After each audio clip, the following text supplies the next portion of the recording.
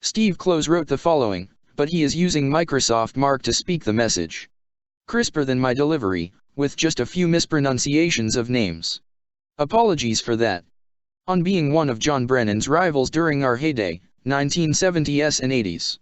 After recently seeing John's incredible ledger of races, it's clear I was part of only a small sliver. Yet for me, sharing that era together with John was priceless. John and his wife Callie did so much for the running community back in the day.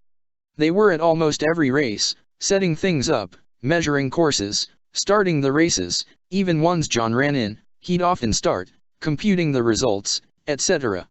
Not to say there weren't many other selfless volunteers giving assistance, but it appeared to me, John was the driving force, with Callie almost always at his side. Callie also represented herself well in many of the races too. It so happens, though John was some 7 to 8 years older than me, we were pretty evenly matched in the races. Though it's true, John won the majority of them. Inspired by Frank Shorter winning the 1972 marathon in Munich, I was living in Long Beach when I ran my first race, a 16.2-miler at Long Beach State see October 1972. I was beginning to get hooked and in April 1973 I entered a 30K in Westlake. I believe it went around Lake Sherwood. I wasn't yet 30 and I was impressed by the old men, 40 plus. Also, pleased that I could keep up with them at around 6-minute pace. Names I recall, Dave Parker, Tom Schirach and also believe, John Brennand. As the miles went on, one by one, the old-timers dropped me. Somewhere around mile 12, I was done and seemed to recall hitchhiking back to the start/finish.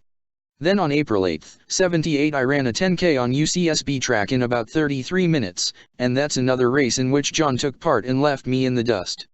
I continued to run mostly in the LA Long Beach area, and didn't see, or recognize John, till September 23, 78 when a friend and great rival, Bart Coventry, forewarned me about John B before we ran a grueling 20K race at Griffith Park. I ran 70 minutes 17 seconds, 5:39 pace, and John was out of sight ahead of me. Then on October 22, 78, another one-half marathon in Santa Barbara when the course went from SBCC out to Modoc and back.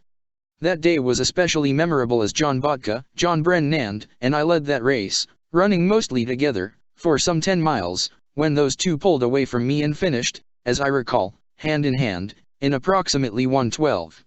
I took third in 1 hour 13 minutes and 50 seconds. Another unforgettable race was March 3, 79, a fast 25K course in Ventura. Besides John B., there were 3 other top rivals: Frank Duarte, Marshall Mate, and John Botka. Frank was actually one of the best runners in our division in SoCal, so we weren't surprised when he began to pull away from the 4 of us. It's possible we 4 separated by slight distances over the first 11 miles, but at mile 11 we were all together again, and someone noted we passed that marker in 59:55, better than 11 miles per hour pace. Shortly thereafter, I believe John started to pull away. Then, I believe Botka and then Mate pulled away, leaving me behind. I pressed on and finished in 1 hour 25 minutes and 39 seconds, 5:31 pace, with Duarte first, and the other 3 some few minutes/seconds ahead of me. There were many more races from then on where I competed with John, but let me highlight a couple more of the most memorable. January 26, 1985 we raced at Paramount, a fast 10K course which drew many of the best runners in the area. I was 41 and John was 49. I recall he'd been injured recently and I wasn't too worried about him being a factor. One thing sticks in my mind, as we were running side by side at mile 3, I asked him our time, and as I recall he said 16:15, a worthy pace indeed, and John was definitely back. Worried again about John, I slowly built a lead of about 100 feet through mile 5. Then like one of those nightmares, I heard him closing down on me. He had a shorter, quicker stride than me, and I don't know whether it's worse to get overtaken by a long strider or a short/choppy strider, but either way it's aggravating. So, at mile 5.5 or so, John passed me with authority, as someone put it. However, I didn't give up and began to close in on him, but too late. I won my 40 to 44 category in 32:37 and John won the 45 to 49 category in 32:35. I believe those times are correct, or very close. February 9, 86 John and I ran the couples relay and believe we won the whole thing in 43:30. Our friends Ann Hayden and Art Sylvester did great as we four wore tank tops commemorating Ann's dad, Richard Hayden. Now, doggone, I can't seem to find the results, but Bob Hubble, John B., Jim Cornell, and Russell Best and I ran the Are You Tough Enough relay from Montecito to Santa Ynez. I didn't want to run early, so got leg 5 and 6, which started near San Marcos Pass and involved a lot of climbing on dirt roads. Russell was our youngest, fastest runner, and likely gave us a lead.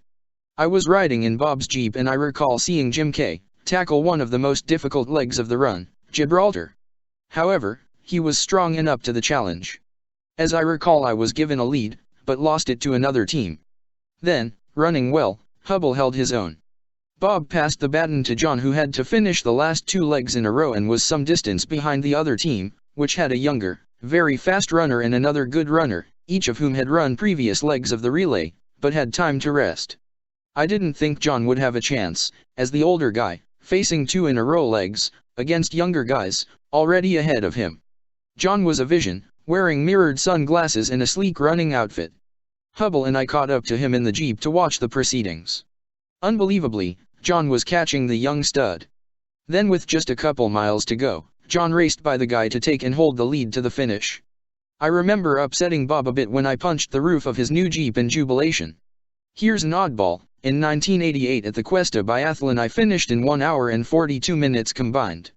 John and I weren't together, but turns out he beat me by a few seconds. I'm grateful for the Thanksgivings my dad and I shared at John and Callie's, and I'll never forget John and Callie's 50th year, age, celebration at the bathhouse. Sincere thanks to John, his family, the volunteers, and all the folks who made this era possible for me and all the others athletes of that generation. Steve.